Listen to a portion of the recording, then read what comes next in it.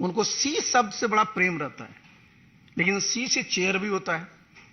तो कुर्सी के लिए ही आजकल सब काम में लगे।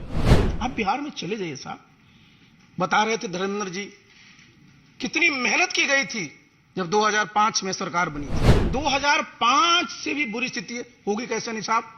आप एक मुख्यमंत्री का नाम बता दीजिए पूरे देश में जो 3 दिन में 3 प्रदेश में है। एक दिन उड़ीसा में, दूसरे दिन झारखंड में, तीसरे दिन महाराष्ट्र में। किस काम के लिए है? बिहार की जनता ने उनको मैंडेट दिया था, कोशिश की कि अगर कोई काम नहीं हो रहा है तो नीतीश बाबू ये बताएं कि आज भारतवर्ष दुनिया में 5वीं सबसे बड़ी अर्थव्यवस्था है। ये कैसे हुआ? ऐसे तो नहीं हुआ। आज अभी मैं आया यहां, उसके पहले मैं देखा मुंबई में उनका प्रेस कॉन्फ्रेंस चल रहा है, बड़ी बड़ी बातें कर रहे हैं। गए किस काम के लिए? जरा सोचिए कि देश कहां चला गया और बिहार आज भी कहां। पहले क्या बात करते थे वो? जब भी उनके पास जाइए तो कहेंगे मैं बिल्कुल क्राइम के खिलाफ हूं, करप्शन के खिलाफ हूं। उनको सी शब्द से बड़ा प्रेम रहता है, लेकिन सी से चेयर भी होता है। तो कुर्सी के लिए ही आजकल सब काम में लगे। आप बिहार में चले जाइए साहब, बता रहे थे धर्मेंद्र जी कितनी मेहनत की गई थी जब 2005 में सरकार बनी थी एनडीए की। किस प्रकार से वहां कानून का राज स्थापित किया गया था, किस प्रकार से सब व्यवस्था की गई थी।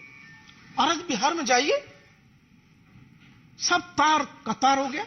2005 से भी बुरी स्थिति होगी कैसे नहीं साहब? आप एक मुख्यमंत्री का नाम बता दीजिए पूरे देश में जो 3 दिन में 3 प्रदेश में है। एक दिन उड़ीसा में, दूसरे दिन झारखंड में, तीसरे दिन महाराष्ट्र में। किस काम के लिए है? बिहार की जनता ने उनको मैंडेट दिया था, बिहार को विकसित प्रदेश बनाएंगे, बिहार में जो बेरोजगारी है उसको खत्म करेंगे, बिहार के जो बेरोजगार नौजवान उनको नौकरी देंगे। और आप लगे हुए कहां हैं? कहते हैं साहब मैं तो सबकी एकजुटता कर रहा हूं, विपक्षी एकता कर रहा हूं। नीतीश बाबू आप बार बार इतिहास की बात करते हैं, इतिहास भूलिए मत। हमेशा जब भी ये लोकसभा का चुनाव आता है, 2019 को याद कर लीजिए, उस समय भी साहब विपक्षी एकता की बात चली थी। 2019 में आप देखिए यूनाइटेड इंडिया करके रैली कितनी बड़ी बड़ी हुई थी। लेकिन आप क्या एकता करिएगा? आपका नेता कौन है? बिना नेता को एकता होता है क्या? नेतृत्व कौन करता है? और इस देश का जरा दुर्भाग्य देखिए साहब, जब 1989 के बाद से देखिए 2004 तक कितने प्रधानमंत्री हुए, कितने वर्षों में देश की स्थिति क्या हो गई। देश का सोना भी बाहर गिरवी रखना पड़ा था। और आज भारत G20 का प्रेसिडेंट है। मैंने जैसे पहले भी कहा 5वीं आर्थिक पावर है और प्रधानमंत्री जी ने इस देश की एक पहचान दुनिया में दिया है। तो ये गौरव का सबके लिए विषय है। लेकिन किस काम में लगे हुए? बिहार को आगे नहीं ले जाना है, बल्कि जो मैं बार बार कहता हूं कि लोग उनको बोल देते हैं पीएम। तो मैं इस बात को कहा था कि नीतीश बाबू अब पीएम थे, पीएम है और पीएम रहिएगा। लेकिन पीएम का मतलब क्या होता है? पी मतलब पलटी, एम मतलब मार। पहचान क्या बनी है? बताइए साहब, कितने बार आपने विश्वासघात किया है? तो ऐसे साहब समाज का और देश का कल्याण नहीं होता है। तो मैंने इन सब चीजों के मद्देनजर मैंने तय किया कि मैं उस पार्टी का मैं राष्ट्रीय अध्यक्ष भी था। बिहार में उस पार्टी को मैंने गांव गांव तक पहुंचाया, जितने बूथ है वहां तक पहुंचाया। आज क्या स्थिति है? सब जितने कार्यकर्ता हैं सब हमसे पूछते हैं सर कुछ निर्णय लीजिए। आज निर्णय हुआ है, आप देखिएगा बिहार में नीतीश बाबू का कुछ नहीं बचेगा जी। अपने रहेंगे, उनके राष्ट्रीय अध्यक्ष रहेंगे और जिसको मैं भुंजा पार्टी कहता हूं वो रहेंगे।